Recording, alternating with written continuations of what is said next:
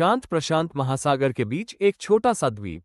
इसकी आबादी सिर्फ 2.5 करोड़ है, लेकिन इसके पास जो है वो दुनिया की सबसे बड़ी शक्तियों को एक युद्ध की कगार पर ला खड़ा कर सकता है। ये है ताइवान। और आज हम जानेंगे कि क्यों ये द्वीप 21वीं सदी का सबसे खतरनाक भू-राजनीतिक हॉटस्पॉट बन चुका है। क्या चीन इसे बलपूर्वक अपने में मिला लेगा? क्या अमेरिका इसे बचाने के लिए आएगा? और क्यों ये संघर्ष सिर्फ चीन और अमेरिका के बीच नहीं, बल्कि पूरी दुनिया के भविष्य के लिए है?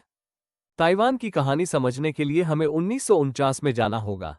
चीन में चल रहे गृहयुद्ध में जब मात्से तुंग की कम्युनिस्ट पार्टी जीती, तो राष्ट्रवादी कुओमितान सरकार के नेता चियांग काई शेक अपनी बची खुची सेना के साथ ताइवान भाग गए। उन्होंने ताइवान को ही रिपब्लिक ऑफ चाइना यानी असली चीन माना। वहीं मुख्य भूमि पर माओ ने पीपुल्स रिपब्लिक ऑफ चाइना की स्थापना की। तब से बीजिंग लगातार ताइवान को अपना विद्रोही प्रांत मानता है और वन चाइना पॉलिसी का दावा करता है। उसका मानना है कि ताइवान चीन का अभिन्न अंग है और जरूरत पड़ने पर उसे बलपूर्वक भी मिलाया जा सकता है।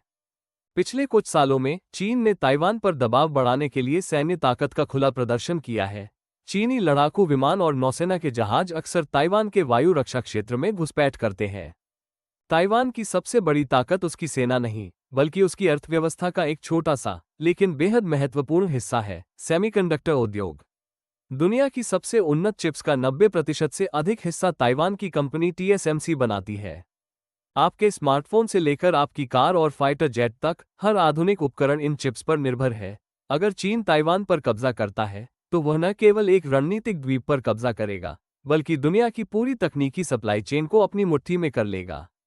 यही कारण है कि यह सिर्फ एक क्षेत्रीय संघर्ष नहीं, बल्कि एक वैश्विक आर्थिक संकट का केंद्र है। इस पूरे खेल में अमेरिका की भूमिका सबसे पेचीदा है। वाशिंगटन आधिकारिक तौर पर वन चाइना पॉलिसी का पालन करता है और ताइवान को एक संप्रभु राष्ट्र के रूप में मान्यता नहीं देता। लेकिन साथ ही वो ताइवान को भारी मात्रा में हथियार बेचता है। इस नीति को रणनीतिक अस्पष्टता कहा जाता है। इसका मतलब है कि अमेरिका ये स्पष्ट नहीं करता कि अगर चीन हमला करता है तो वो सैन्य रूप से ताइवान की रक्षा करेगा या नहीं। यह नीति बीजिंग को रोकने और ताइवान को सुरक्षित रखने के लिए एक नाजुक संतुलन बनाती है। लेकिन जैसे जैसे तनाव बढ़ रहा है, इस नीति पर सवाल उठ रहे हैं।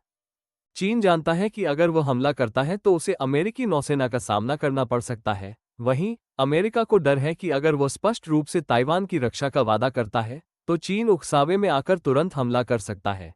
ये स्थिति दोनों पक्षों को अनिश्चितता में रखती है। तो भविष्य क्या है? क्या ये टकराव एक वास्तविक युद्ध में बदलेगा? दुनिया के लिए सबसे बड़ा खतरा यही है कि एक छोटी सी गलती या गलतफहमी दोनों महाशक्तियों को सीधे सैन्य संघर्ष में धकेल सकती है। हालांकि कई विशेषज्ञ मानते हैं कि पूर्ण पैमाने पर युद्ध किसी के हित में नहीं है। चीन की अर्थव्यवस्था गहराई से वैश्विक सप्लाई चेन से जुड़ी है और ताइवान पर हमला उसकी खुद की प्रगति को दशकों पीछे धकेल सकता है। अमेरिका के लिए भी यह एक भयानक कीमत वाला युद्ध होगा।